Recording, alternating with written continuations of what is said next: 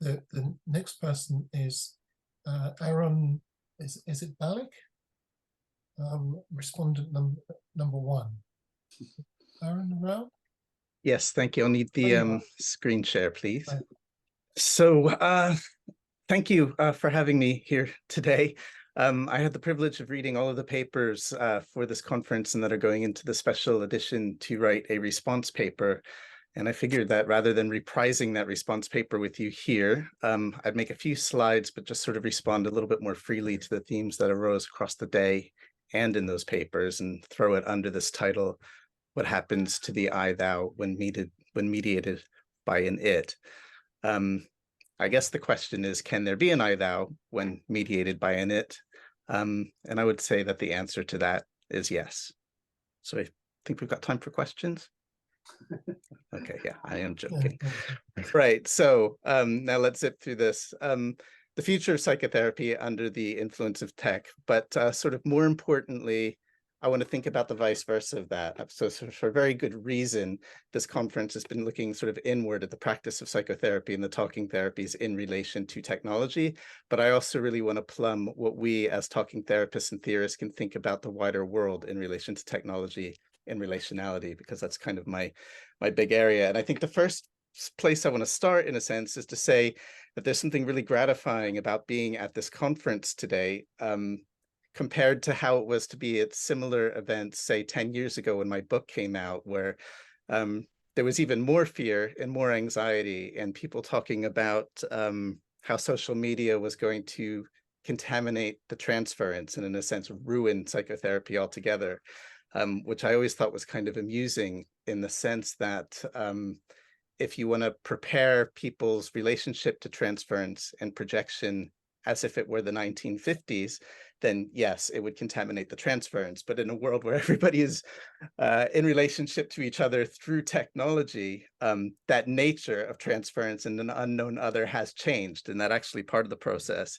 is about preparing people for the modern world. But having said the modern world, let's just step back for a moment. And I want to reframe technology entirely for my talk, which I also do in my paper, and to really just see if we can all think together as technology as a tool, right? Just simply as a tool. It's just a very nuanced and complex tool. We can think back to the Paleolithic times, which I learned recently lasted 2.6 million years, I think it was. So a long time of quite slow or almost zero progress fashioning stones into tools. And why did we fashion stones into tools? So that we could more efficiently engage with our environment. And that's what we're continuing to do, again, just in a more complex and nuanced way. So we go way back. We've always used our tools to extend ourselves into the environment. And when we think about the way that we use tools in the environment, we fashion these tools to do particular jobs for us. Now, a hammer, for example, is a really good tool to hammer a nail into a piece of wood. It's not a brilliant tool for screwing a screw into a piece of wood. You can try with the back end of the hammer if you wanted to. You wouldn't be too successful, but if that's all you had, you might try and do that. So the hammer is kind of built in a particular way, right, to hammer nails into walls. You can also use a hammer to bash in somebody's head. So it's using a tool for something that it wasn't purposed for, but can be used quite well in that fashion. So this reminds me of Kranzberg's first law of technology, which is that technology is neither good nor bad, nor is it neutral, which is just really crucial to everything that we're talking about here.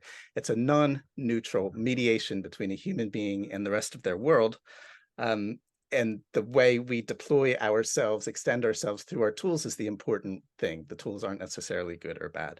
So if we kind of go back in time and think again about the relationship between sort of Paleolithic person and that which Paleolithic person needs to live, namely meat and materials and clothing, they would fashion a tool that looked something like this. Actually, it would be a spear, but I couldn't find an image of a spear that would work with this slide. So we're stuck with the bow and arrow, which I understand came quite a bit later. And as we can see, this bow and arrow has drastically reduced the energy that is required to achieve the needs of this person, right? You've got to have a team of people out hunting a deer in order to slaughter and take it to pieces. We get some tools, we contract all of that, we save energy, it's smart, right? But if we kind of bring ourselves forward and think of a contemporary person, and I'll just let you all use your imagination to think what we might replace that deer with a contemporary person. We all get it really prepackaged for us, don't we? So we think about sort of that person's relationship with a burger, and that person does not need to go out hunting for a burger. That person goes and buys a burger. Now, in my earlier renditions of slides like this, I used to have a bundle of cash that would sit between the burger and the person, but now we've changed that for something completely different, which is a piece of technology that really does everything. It communicates cash, it creates the relationship between the hungry person and the delivery driver and the restaurant to bring it home. And as you can see at the line at the bottom, sometimes these tools make things a little bit too easy. When we're running around, even with a tool of a bow and arrow, getting that deer into our mouths takes a lot of energy. If we can get the same calorific volume into us with the press of a few buttons on a phone and no running around, we have a health crisis and an obesity crisis and an environmental crisis. So there's something about, yes, we have fashioned these tools to deal with our environments, but have we made some of these tools too easy, and for what? Now, I know that most of us in this room, virtual room, are not restaurateurs, but are psychotherapists, and we'll be thinking about how these tools are used to manage relationships. Now, my feeling when I was reading the papers that Del so kindly sent to me was that there's kind of a sense of post-COVID whiplash in them. Like we were all like not everyone, there are a few people working online previous to COVID, but we're thrown into this world overnight where everybody's working online. And two of these quotes from some of the speakers today stuck out to me. So this is by Stillman. Our collective unconscious has been altered by this collective trauma, and the experience will take time to assimilate and fully comprehend its impact on the personal, professional, societal, and political spheres.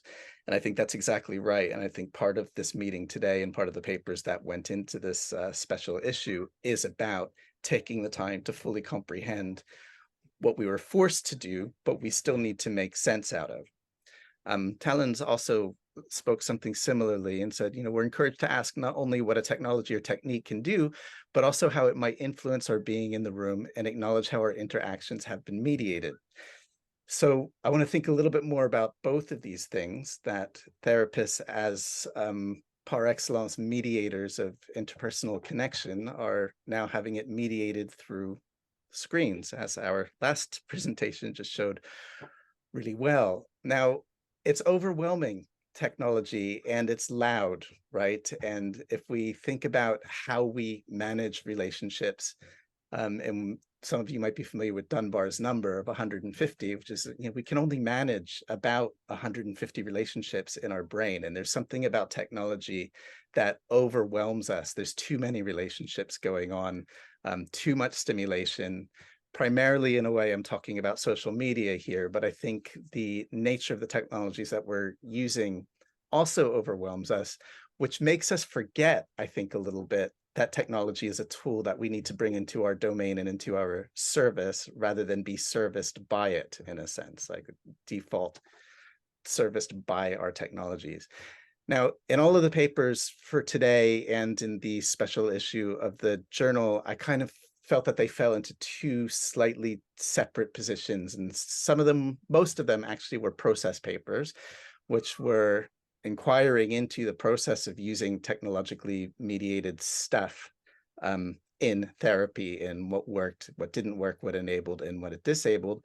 And then there were a couple paradigm papers, I called them, which is looking at the paradigmatic shifts that technology has brought in and asking wider questions, political questions about neoliberalism, as well as the deployment of psychotherapy and what's it for. And the process papers, in a sense, were on the micro level, and the paradigm papers were sort of on the macro level, and there was a fair bit of overlap between the two of them. Now, most of my work, my personal work, came through trying to understand technology as a mediator of relationships and looking at the desire to attach and relate as a fundamental drive, just like the earlier one about hunger and clothing. I draw a lot on Jessica Benjamin on this. I'm not going to read out the quote to you, but we want to be thinking about recognition. Just give you a second to read that yourself. and how conceptually recognition is really central to depth psychotherapeutic practice, as we heard in the mother-infant work, how important that recognition was and how it could be achieved through a screen. And we really need to be thinking that if technology is going to be a tool through which we deploy recognition, then we need to think about how that tool non-neutrally deploys it, right? How that tool, which isn't bad and which isn't good, but also is not neutral, deploys it. Jessica Benjamin uses these really basic non-jargony words to describe different forms of what recognition can take and what we're looking for. And what lots of our technologies do today, again, particularly social media, is, well, I tend to make the distinction between validation and recognition. They do a good job at validating things, but they don't do a great job of recognizing things. And the reason why that's the case is because the forms through which recognition is deployed reduces the complexity of interpersonal complex recognition. We like something, we share something, we make a comment on something. Now, it's different when we're working through Zoom, but just like in the Dürer picture, there is a flattening effect that happens when we're talking across technologies like this, and that's the non-neutral aspect of talking through Zoom. The non-neutral aspect of me speaking to you right now is that I can't see all your faces. I don't know if I'm being amusing. I don't know if you're laughing when I make a joke. I don't know if I've got your attention or not, because at the moment I'm just looking at one little square. So that's a non-neutral consequence of the work that I'm doing with you here. But I want us to think and maybe draw on all of the papers that we had today as to the way in which the technology mediates our relations. But let's not forget that we also meet with each other in real life too, many of us, if not all of us, right? So in the teaching and learning section, we kind of learned a bit that some of those mixed modality methods would actually really help to keep the real life interpersonal stuff going on and to implement it with online work also. I wanted to say one other thing that Talon said in her paper, and this is about the influence, say, of the sociopolitical situation, in that it would be a naive oversight to talk about listening without acknowledging that we're living in a time in which acquiring, selling, and using information is the biggest business on the planet. This involves facial recognition and voice recognition, amongst other personal material information. The truth is that we're living through an era seeing the demise of privacy. Now, this is true, and this is a concern, but what tends to happen, I believe, particularly in our field, is a conflation of fears around privacy, fears around the diminution of complexity, fears around neoliberalism, fears of technology, and we tend to think about it all as one thing. And we haven't been doing that in this conference, which has been great. There's been a lot of nuance saying, okay, well, let's think about technology. Let's also think about society, and let's try and split these things apart so we don't get into this kind of overstimulated, anxious spiral and just want to put our heads into the sand about it. Now, just to put you into an overstimulated, anxious spiral temporarily, some of you have been aware of the new terms and conditions that Zoom released, I think about 2 weeks ago, where Zoom is granted in perpetuity, worldwide, non-exclusive, royalty-free, sub-licensable, and transferable license, and all other rights required or necessary to redistribute, publish, import, access, use, store, transmit, review, disclose, preserve, share, use, display, copy, distribute, translate, transcribe, create derivative works, and process customer content, and to perform all acts with respect to the customer content, including AI and machine learning. There you have it, everyone. All of your therapy sessions that are happening on Zoom are now going to be used to teach AI to do AI and machine learning to do machine learning. And who knows, I don't know if any of you watch the Netflix, geez, I've just forgot what it's called. You know what I'm on about, the creepy Charlie Brooker series. Black Mirror. Yes, right. We might have this kind of AI drama based on our therapy sessions happening to quasi levels of reality. Anyway, I'm not going to go into the details. I throw this at you on the one hand to make you go, oh my God. And then on the other hand to say, well, let's also think again. Okay, so if we put aside which I know is difficult. Let's just put aside capitalism for a second. Let's put aside greed for a second. Let's put aside privacy for a second. Why might these terms and conditions be the case? In fact, Zoom got so attacked so quickly about this that they withdrew these conditions and they made some new ones, which are currently being reviewed. They haven't completely solved the problem, but they're looking it over. So why might someone like Zoom want to collect all these conversations and throw it into an AI engine? Well, you might be familiar with the study that came out a couple of years ago about how voices collected over smartphones have come to be able to diagnose Parkinson's disease by very subvocal quavers that people can't hear, but that machine learning can learn about, which has an almost 100% accuracy. Also, ChatGPT, if you think, well, I think somebody said earlier, the cognitive behavioral therapist should be worried, but the depth therapist, you're secure. That's kind of what the doctors thought, that AI might help them make better diagnoses, but at least they would have the human bedside manner. And a recent study showed that ChatGPT had better bedside manner than many of the doctors that were working. So these things work pretty quickly. This just out within the past couple of weeks, this new AI tool that can help brain surgeons find brain tumors and avoid the brain areas that might injure people. And I'm throwing these things at you very briefly because I want to provoke conversation more than anything else. Is imagine the richness of understanding that we can procure from artificial intelligence learning, not only of the content that comes across Zoom sessions, but the pauses, the breaks in the voices, the heightened and lowered tones of voice. When one interrupts another, that the learning we can find deeper with the help of some of these products, it's really, really mind-blowing, and there is amazing potential. And I'll go back to Kranzberg again, right? Neither good nor bad nor neutral. The splitting of the atom brought us some pretty amazing stuff. It also brought us the nuclear bomb, right? So we are right to be concerned about this stuff, but we wouldn't be right to try and be present for the potentials that are in there. So I think the potential of this conference and this special issue, as I drive us to my conclusion at least, is that process speaks to paradigm and paradigm speaks back to process. And my kind of plea to the wonderful insights and thinking and critical thinking in the research that went into this conference is, let's think about how we can protect and secure the humanity of the psychotherapy process. Let's also think about how we can improve it. But let's also think about how we might be able to speak outside of our field to the people who are developing technologies to also make the development of technology more human.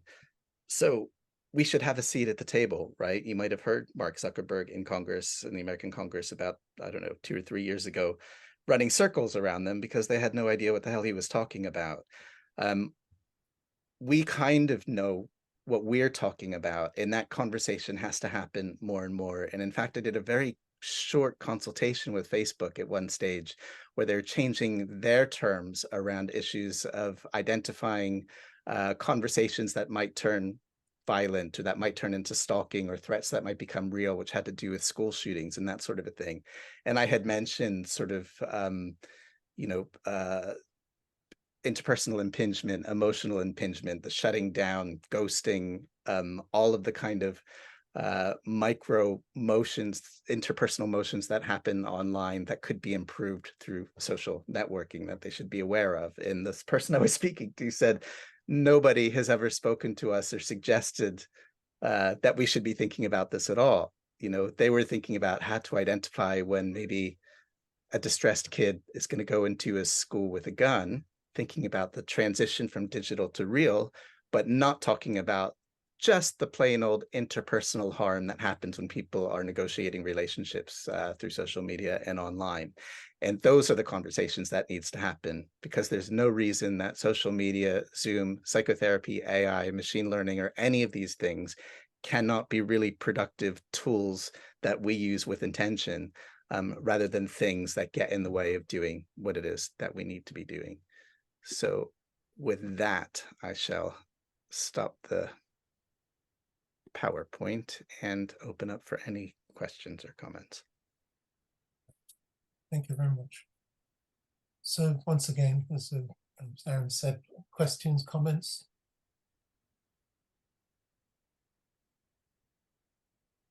Aaron, hi. So I think one of the things that we spoke about in one of our breakouts was related to your thing about not good, not bad, not neutral, but we added a line which says, and someone makes $1 out of it, because there's an overlay of profit from all of these technologies which bleeds into how we use them, and we can't ignore that. That data makes money for someone. Yeah, and I won't deny that. And in fact, when I did my own work around social media, I left entirely capitalism out of it. And because that was actually before 2016 as well, before Brexit, before Trump, that was a big wake-up call for me.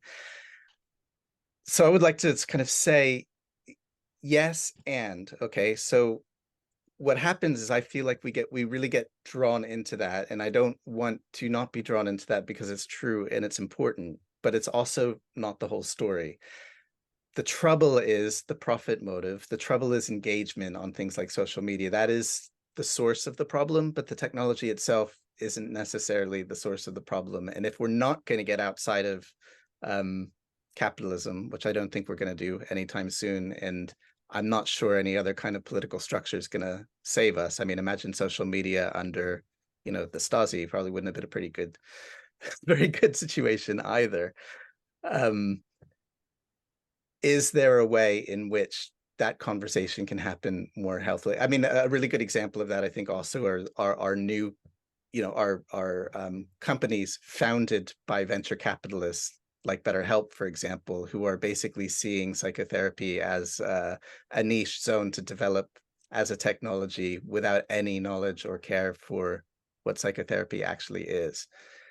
So I think they're two separate conversations. We have to watch the Venn diagram on that, but we have to know what we're doing on the one side of the conversation before we get, I'm going to say, too hung up on the second side of the conversation, because if we do that, then you just kind of have to throw your hands up and run away. Can I sort of follow that with something which is I think at one level very, very silly, but I'm thinking I'm sort of much more sort of anxious about what you're saying about Google than maybe I need to be, but I'm quite anxious about it, and I'm thinking about the idea of conversations being listened to and learned from, and how that sort of feeds into to AI or whatever it is. But I think there's a question, isn't there, about what's a good conversation and what's not so good, and how are we going to make those sort of distinctions. And I guess I'm thinking there's always a difference between maybe this isn't right, but there's a difference between something being copied and something being learned from. I don't know to what extent AI is probably great at learning from, but how can you learn from without being able to make this something which is evaluative? Sorry, how can you learn from something that without making something that is evaluative, to say to sort of say this must be better than that? I don't know, and I think, because I guess I think that the evaluative thing will come with what will make more money, as opposed to what's better than what. But that's probably me going down some rabbit hole which I probably don't need to go down. So I don't know what. Well, I think there are a whole lot of issues that kind of cluster together on this. So, like, first of all, there's autonomy. So with the Zoom thing or the Google thing, clearly this is a regulation question, which is that these conversations really shouldn't be shared or evaluated without one's autonomy or consent, right? So I think that's kind of a regulation question. But I think there are different kinds of therapy as well, as we also, I think Talon was talking about the different kinds of methodologies. So you can imagine that AI learning of a conversation, and this happened with Ellie, who's a virtual therapist that was designed by the US military. We can go down a real rabbit hole there, but she evaluates skin galvanization, breath, how deep the breath is going, blood pressure, all this kind of stuff, because she's been designed to work with trauma. right? So you can see how in relation to symptoms, right, that we might find a way to deal with symptoms of trauma with the help of AI in a way that we haven't found a way to do on our own, or that can do it better than us. If you're talking about depth therapy or a psychoanalysis, you don't really need that thing so much, but it's also a different activity, right? So I think people who are experiencing PTSD, for example, if they can get a better treatment aided by or with the insight of AI to diminish those symptoms, I think that that could be a really good thing. Doesn't mean that you can't have a discovery oriented psychotherapy happening too. The fact that you want to diminish those symptoms by an avatar therapist developed by the US military so that you're having shell-shocked people come back to be cured, again, is that overarching like, okay, well, we don't want our soldiers freaking out. That's the value side. Doesn't diminish the fact that we might find out something about trauma through machine learning that we can't pick up on our own because it's too subtle, which I think is too big of an opportunity to, not only is it too big an opportunity to lose, but that ship has already sailed. So we need to kind of grab the best that we can from it, because I don't think we're going to stop it. Can I make a quick point? Yes, sure, Daniel. Yeah, thanks. Yeah, I just wanted to say that it's not that nasty, bad Zoom came and stole all our data. It's not what happened. We invited Zoom into our lives, into our homes, opened our doors for it, opened our, most secret desires and wishes and fantasies for it. I mean, Zoom and Google and all of that. We accepted the bargain, so everything that is online is available to someone at some point. So the moment we accept this environment, the notion of what constitutes privacy, subjectivity, personality, a self, all of that gets reconfigured. And we need to figure out what is the result that we are getting out of it. But it's not what it used to be. Thank you. I mean, I realize we probably should be in the break at the time now, but I can't quite resist the whole idea of choice and how much we had choice when we had the pandemic. And if you want to continue talking to clients, I mean, how are you going to do that unless you were going to sort of go online or whatever? So I mean, I'm just sort of saying, I'm sure you're right that it's very complicated, but even the choice thing, I think, isn't straightforward. Yeah, and just say there are better there are better choices than Zoom. But I think equally on paper, that's true. Once it's out there in the ether, everybody loses control of what happens to it.